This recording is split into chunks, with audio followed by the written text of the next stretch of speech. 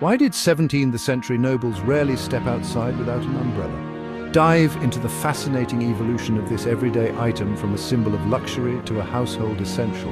Long before they bobbed along the streets of modern cities, umbrellas were born in the scorching sun of ancient Egypt. Carved in stone, pharaohs are depicted with elaborate sunshades, a privilege that whispered of divine connections.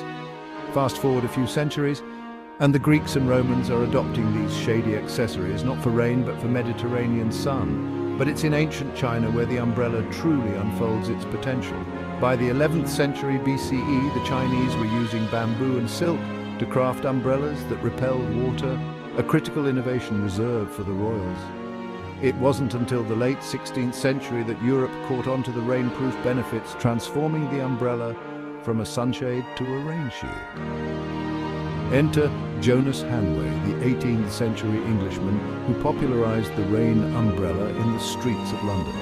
Thanks to him and the invention of the collapsible umbrella, this once exotic accessory became a staple of practicality and fashion. Today, whether it's warding off raindrops or beaming sun, the umbrella stands as a testament to human ingenuity, a canopy of history over our heads.